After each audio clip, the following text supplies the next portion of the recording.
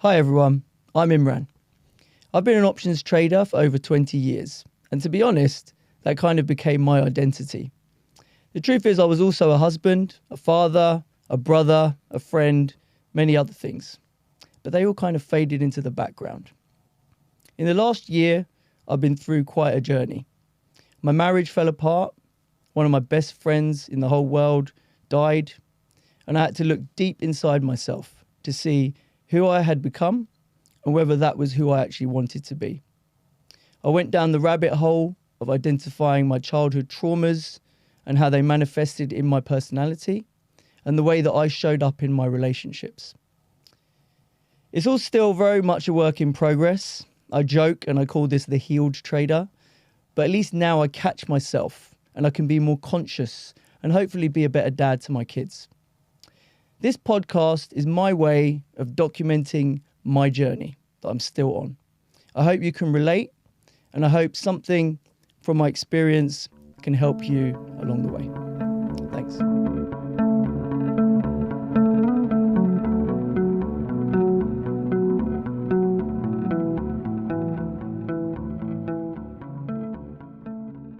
Hey everyone, welcome back to The Healed Trader. So it's been a while since I sat down with Dave and had a heart-to-heart. Our last episode was actually called Abandoned. It was with my friend Caesar talking about his childhood and some of the traumas that he had. But we're not talking about trauma anymore, right? We've moved on. We're going to talk about a topic close to my heart, which is fatherhood. Obviously, I'm a dad of 2 kids, and it's been quite a journey. And Dave, have you got 1 kid or 2? You've got 2 as well. So we're both dads, so we thought, why not have a chat about what that's like? So the title of this episode is Fatherhood. And I guess the best place to start is, what was your dad like? What was my dad like? Yeah. I guess my dad was, I'd call him like an old-fashioned dad in the sense of he worked a lot when we were younger, working class guy as well, so would work overtime on weekends and stuff like that. Very really lucky with my dad, very kind of involved in the things that we did, taking us to football and stuff like that. So hands-on. Yeah, hands-on, although I think of him as hands-on, but then I think now a modern day dad is a lot more hands-on. Yeah, that's like just expected. Changing nappies, stuff like that. My dad never changed a single nappy. No.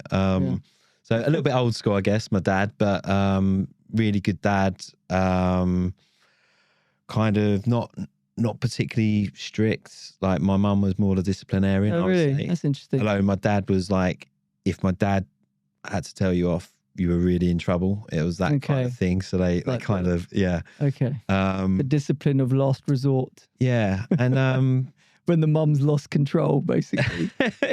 Yeah. And that was fair, like the wait till your dad gets home from work and you had that whole time to think about it, he's going to go mad. I mean, but do you see yourself in your dad? Like, do you see yourself repeating parts of like the parenting style that your dad had? It's a good question. Like there's elements of my dad for sure. Like, Joe, my dad, I think always just like wanted the best for us. There's little pieces of advice like that that's always stuck with me that came from my dad that I'd always pass down. Like my dad was always very much like, just don't compare yourself to others, focus on yourself. That's the only thing you can control. And it might be again, thinking like football and things like that. You're in a dressing room, there's people talking about all these clubs that are after them and all these things, and you're like, oh God, they're they're in demand, I'm not. And he'd be like, ignore all of that. Focus on yourself, control what you can control, and just be focused on yourself.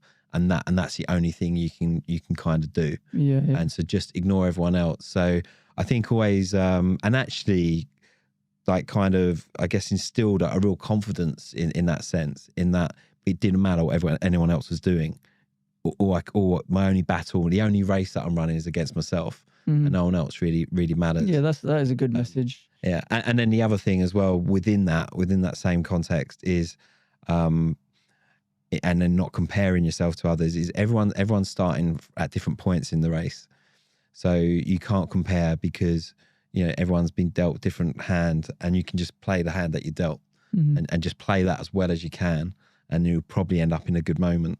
So that's definitely probably the one thing that I take and from him and try and impart that wisdom on my children. Yeah, my upbringing was a bit different. Like my dad was an immigrant, came from Pakistan when he was like 20-ish years old, right? Super young to like go to another country and stuff. The focus for him was all about making us secure and getting us educated, and so we didn't have to go through the struggles that he did, right? Because he faced racism, he faced a lot of struggles, a lot of discrimination. So he was like, the way you guys aren't going to feel that is if you're super educated and you can compete with everyone and you can get the best jobs and do all this stuff, right? So that was always his focus. I'd say his focus was much less on the parenting. Like it was like, just, this is what you have to do. You have to do your work. And it's kind of like the emotional development side of parenting was kind of left to the mother. Yeah. Right. Yeah. And I'd say that's probably where me and him differ massively in our parenting styles. Yeah. Because I'm massively, in tune with that part, certainly over the last couple of years. Because I think I know how important it is, because we've talked about, some of those messages that you can give to your kids, subconscious messages, that then shape their self-esteem and their sense of self and all these things. But if you understand that, then you can maybe avoid that, right? In the way that you parent your children in a more open, sort of engaged way, hopefully. Yeah. Right. So that's what I'm trying to do. But we can get a bit more into that. But like, what about being ready to be a dad? Like, were you? Because I'm not sure I was ever really ready. It was like you never feel fully ready, but you just like you want kids, so you just like jump off the cliff and do it. Yeah. And then you kind of wing it as you go along, right? What about you? I felt mentally ready to be a dad. I think you never feel ready in terms of the time in your life. Like there's always the once we move into that house, then we can start. Or once I secure this promotion at work, then we can start. Like you'll never feel financially ready. No. Unless you're absolutely minted. So I think, but like mentally I was ready for it. I think. Did it surprise you? Like the feeling once you had kids?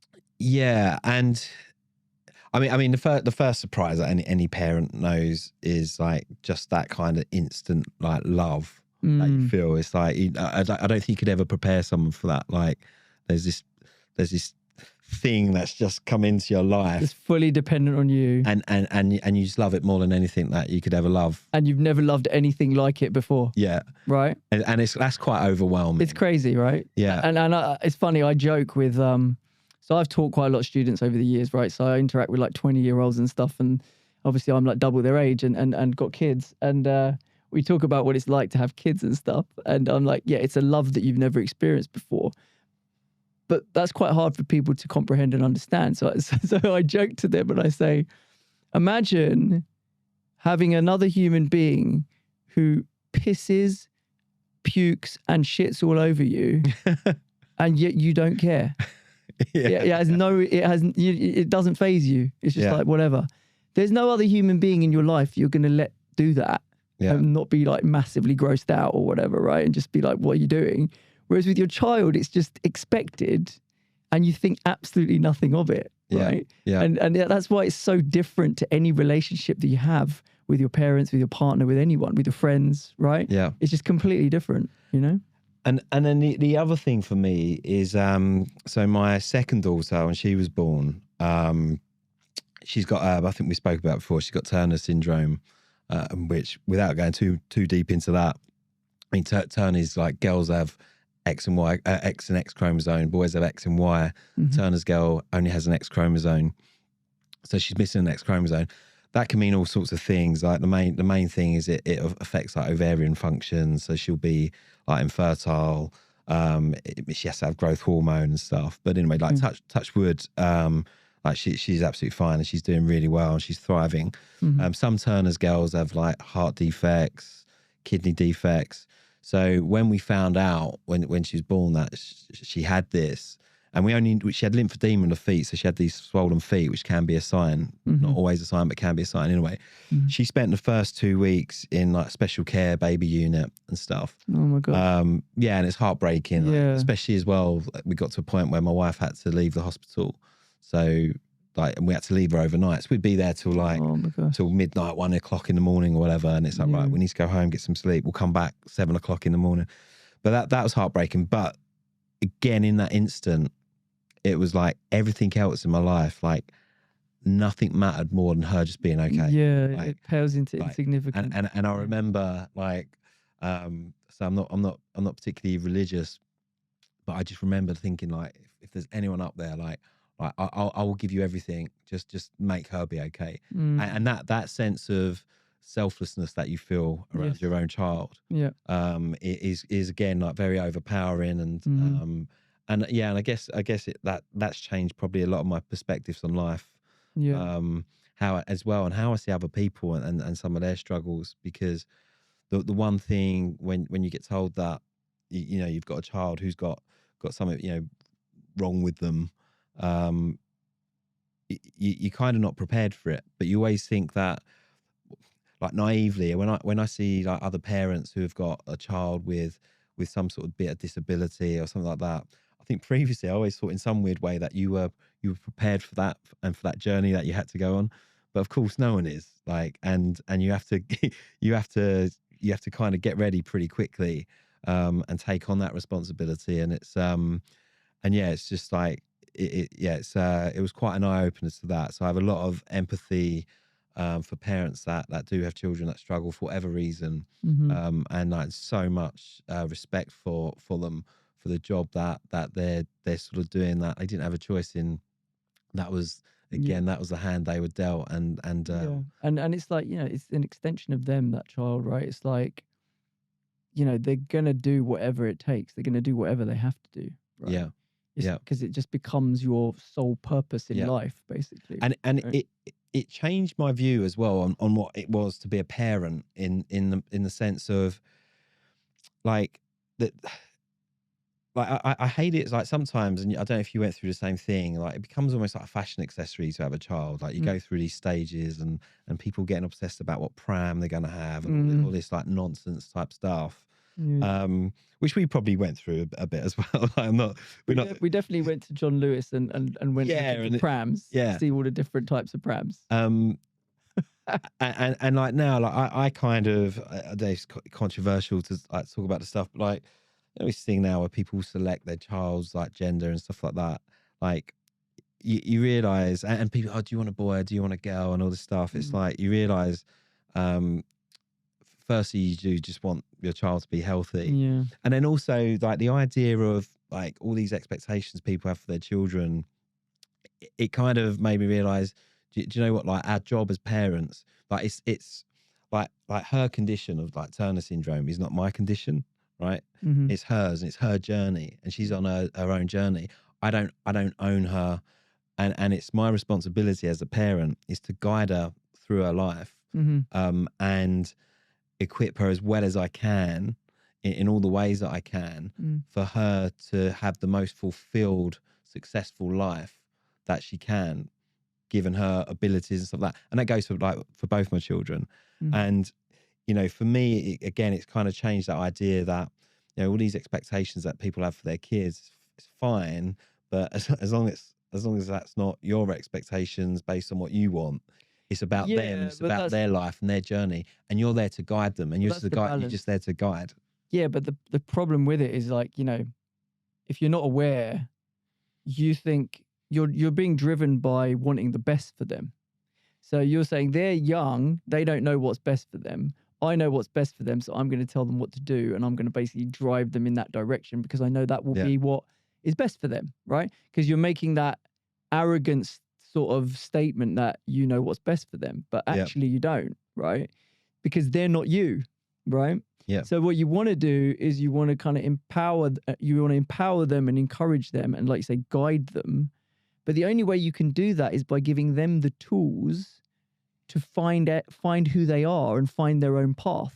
Yeah. Because they've got so much intelligence if they're allowed to use it. Now, that doesn't mean they know everything from day one, right? Yeah, of course. But they figure it out, just like they figured out how to walk because Yeah. they did it over and over again and they fell and they got up and they walked and, you know, they figured it out, right?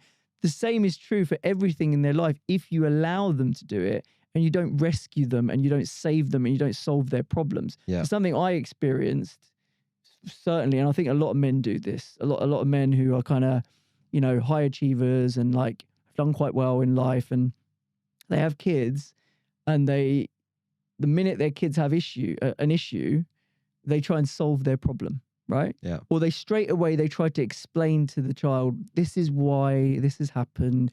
This is what you need to do next time to avoid it and blah, blah, blah, and blah, blah, blah. And I've been so guilty of this, right?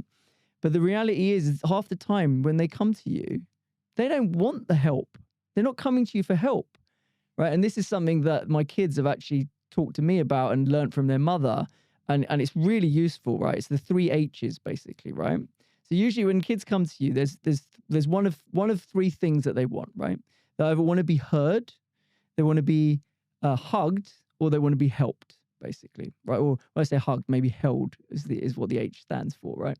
But the idea is, you know, do they just want comfort? Are they, you know, are they annoyed? Are they hurt? Do they literally just want comfort and just closeness and that just to, you know, kind of regulate their nervous system, which is like the popular sort of term these days of what they call it, right? And do they need that? Do they need, you know, to be heard? Like they've got a voice? Do they want to let something out and get it off their mind? Or do they want help, right? And usually if they want help, they're going to ask you for the help, right? Yeah. So you shouldn't rush to give them the help because it's probably the last of the 3 that they actually want in that moment in time. Like when everything's calmed down and stuff, then maybe they want it. But like I've gone through this with my son. He's 7 years old, and like literally, like within a week or 2 ago, it happened to me. He came up to me, crying his eyes out. He got into a fight with his sister, like they always do. They drive me bonkers. And I'm immediately, I give him a hug for about 30 seconds, and I'm immediately trying to explain to him what happened and what he should have done and why he was wrong about this. And it did not go down well, right? He went off angry at me, and then me and him got into an argument, right? And the reason is because I tried to give him help when all he wanted was comfort. Yeah. Right? Yeah. So what I'm trying to do is I'm trying to catch myself doing that stuff, but I'm also telling them to tell me what they need. Yeah. Right? If I start giving them a load of explanation and they just want comfort, I want them to feel like they can say, we just need a hug. We don't want to hear it, Dad. Yeah. Yeah. Right? And you know, I don't feel like we were brought up in a way back in the day to feel confident enough to tell our parents, stop, that's not what I need. Yeah. Right? And I feel like if we give our kids that autonomy to actually have that voice and tell us, then it actually allows us to be better parents and give them what they want or what they need.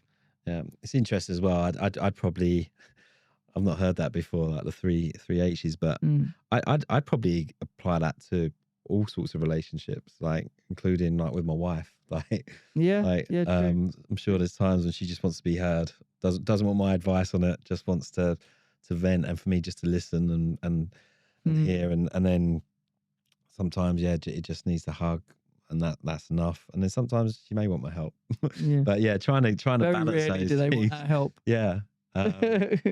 Actually, and you say about what I learned from my dad and my mum and dad, like they always had quite a good sense of that. I think like the one thing that I give them, and again, I wouldn't say they were tough love, but maybe they were to a certain degree, but they were very good at knowing when to indulge me in a rant and a moan or what have you, and give some sympathy, and then when to shut me off and go, you know, right, you got to get on with it now. You know, like you're feeling this way, you're an adolescent or whatever it might have been, whatever stage I was at in my life.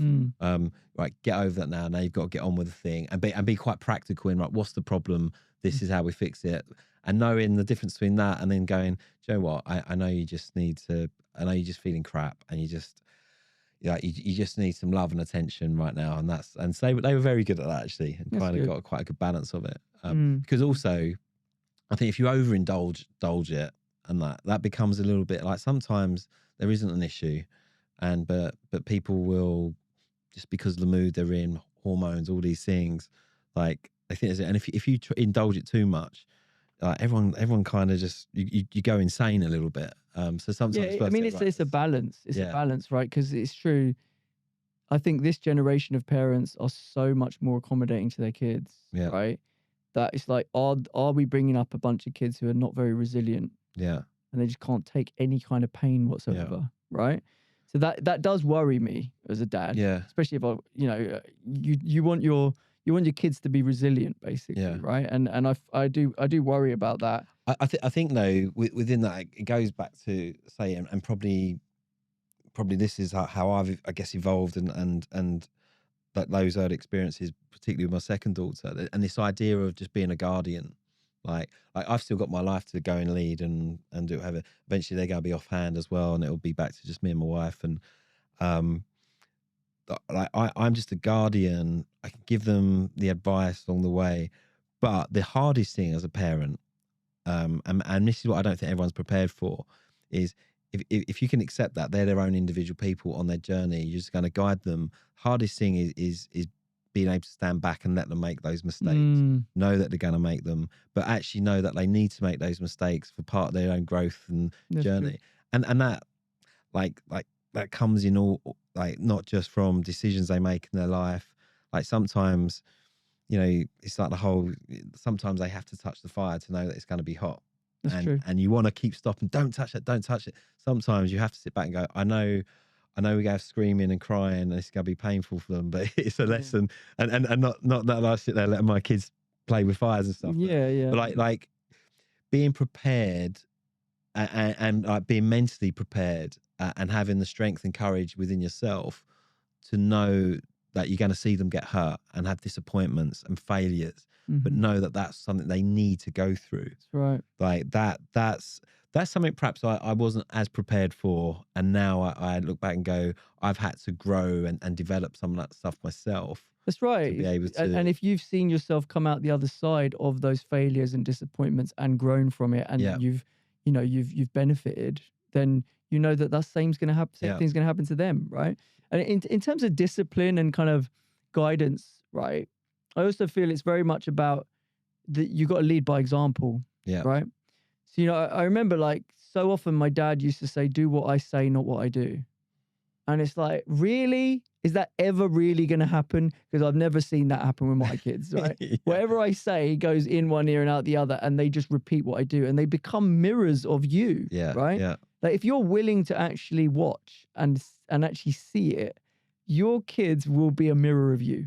Yeah. And they will pick up your traits and they will pick up your habits, and because they'll see you do it over and over and over again, right? Yeah. Then if there's something that they're doing that you don't like, the chances are it's because you've done it, or there's something about the way you operate has led them down that path, right? So you've got to be honest, and you've got to be kind of able to kind of reflect and be like, okay, so what is it that I'm doing that is making them behave in that way? And what can I do differently if I do want to help them lose that habit, and let's say it's not a positive habit or whatever, maybe anger management might be one of them or something like that, right? How do they see me handle my own anger? Yeah. How do they see me when I'm stressed? What do they see me do? Do they see me swear and hit things and go crazy? Or do they see me go and sit down and do some breathing, right?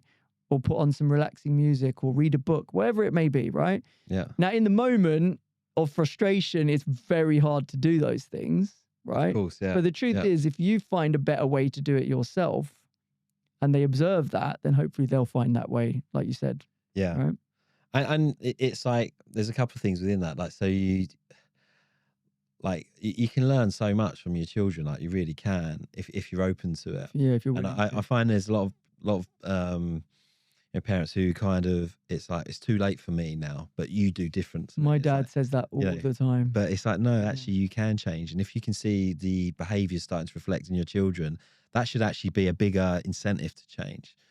So that you don't sort of lumber them with your, baggage. And another story that I think kind of along those lines, and I've told you this before. So when we got our first child baptized, Catholic church, and I'm not someone who's not particularly religious. Is like, I didn't want to have to go through this kind of whole bullshit process. You had to go for like weekly lessons and stuff like that. I'm busy with work and I really have to go there anyway. And my wife was like, look, just get in there, drink a cup of tea, just say nothing, and then we leave, and then we do the 6-week course, whatever it was. Anyway, so I was a little bit rude. I used to turn up and not really contribute to discussions, group discussions, and other stuff on my mind. So I'm just ticking the box here so that we can get her baptized. Anyway, one of the group discussions was, and the deacon's wife who used to make the tea and stuff used to try and encourage a conversation. Anyway, the topic was, what are your aspirations for your children or your child? And I was just sat back being rude, drinking my tea, not getting involved. Anyway, so she brought me into it. She's like, David, we'd like to hear from you. What's your aspiration for your daughter? And I thought about it, and I was like, do you know what? I don't have any aspirations in the sense of no predetermined, I wanted to be a doctor or a lawyer or all these things. I mean, do you know, I just want her to be happy. I want her to be inspired by whatever she's doing. And I know to do that, she's got to live quite fearlessly, to go after the things that inspire her.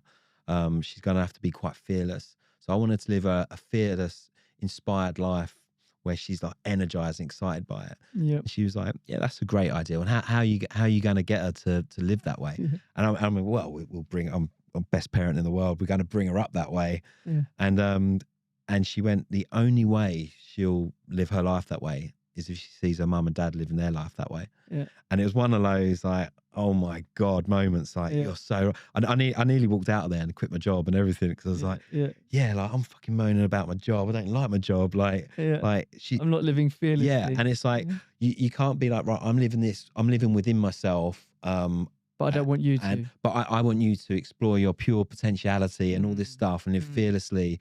And it's almost like, but it's funny, isn't it? Because like you're thinking, I'm sacrificing it. I'm not doing all those things. I'm sacrificing so that you can do it. Yeah. But they can't do it unless they see you do it. Yeah. Right? Yeah. Exactly. So it doesn't work that way. No. Right. And just great now, like with the different things we're doing, like be it with this podcast, be it working now in a startup, gone into a completely kind of new industry, doing new things. And the other thing as well is like parents always tend to want to, you know, and you do want to be like the safety and the protection and all that stuff. Like you should be the safe space and the kind of rock, if you like. But it's tempting within that to kind of like just gloss over like your own fears and stuff. And I'm with my kids now a lot more. Like when I'm feeling nervous about doing a podcast or I'm gonna like talk on stage about something, you know, to tell them what I'm doing and let them know that I'm nervous about this, but I'm dealing with it. This is how I'm dealing with it. Yeah. Because again, I think in my head, I don't want them growing up thinking, well, my dad did all this stuff, but it never bothered him. Yeah. He was just good at it naturally. And I've got this feeling, I'm petrified. 100%. My dad never felt that. When they go, you know, my parents felt the same way. Yeah. And they found ways to deal with it, and I'll find ways to deal with it. Yeah, and they'll only learn that if you're vocal. If you vocalize it and you tell them and you bring them into that, and you know they're part of the experience, right? Like I brought the kids into a podcast studio like a few months back, and it was so funny. Like I was interviewing someone, and they were sitting at the end of the table like doing colouring. Yeah. And they were just being quiet, but obviously they were like finding it quite funny. They're moving their chair, they make a noise, but they saw it all in action, and they saw, you know, the good bits. They saw the bits that went wrong. they saw the bloopers, you know. And I really think that's right. I think if you are trying to do that, live fearlessly, then you got to bring them into the frame. You've got to bring them in, and you got to show them, and you got to expose them to it, and expose them to the mistakes, expose them to the good, bad, and ugly side of it. Right, obviously they're kids, so it can't be too ugly. Maybe, you don't want to traumatize them, but it's just, I just think that will really help them long term. Yeah, and with that as well, like you make the point in terms of not traumatizing your children, like just knowing at what stage they're at in their lives to you know start giving them that exposure and like kind of letting them know the realities of life at the right stages. And again, there's no formula for it, right? There's no, but I think you'll kind of know when. I think they let you know often. It's like all these things, like they let you know when they're ready to start. I don't know. You kind of sort of know when they're ready to start trying solid foods, or you know when they're ready for this, that, and the other. Like so, yeah. Do you one last question before we go, because we're kind of hitting time. But like, do you ever feel sort of overwhelmed, and do you ever feel like the pressure of being the dad, being the security, being that security blanket, being the guardian, you know, all the responsibility that comes with it, that role? Does that ever get on top of you? And how do you think about that? How do you deal with that?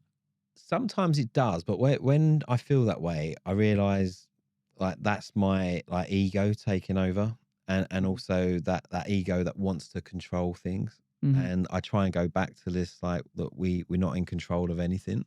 And so if you just lead with love, then lead with love and accept like things will in many ways work out how they're going to be, and within everything there's a lesson and all that stuff.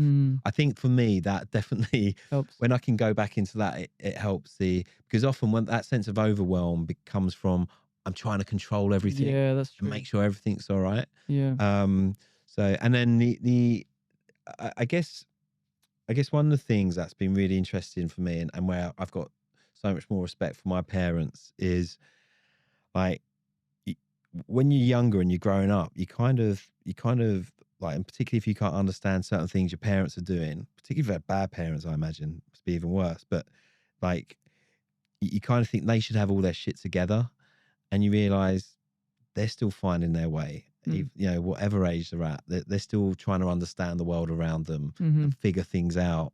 And there's a sense of overwhelm at times where I think, like, and again, if I'm trying to think about control, and that's why you can't, but it's like they want me to have the answers. I've not got the answers for myself and on how this is all working out and how it's meant to be or how it's going to go.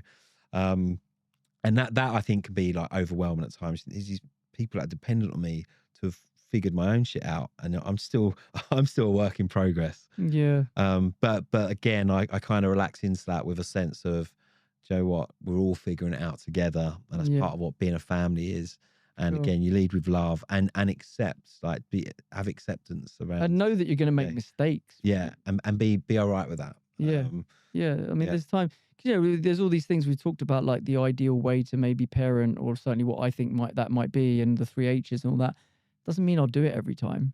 Sometimes I won't remember it. Sometimes in the moment I will just get frustrated and scream at them or whatever, and then I'll regret it. But if you lead with love, and if you are open with them, and you have that open relationship with them, you can tell them you were in the wrong. You can apologize. You can say, like, Daddy shouldn't have done this. He should have done it this way.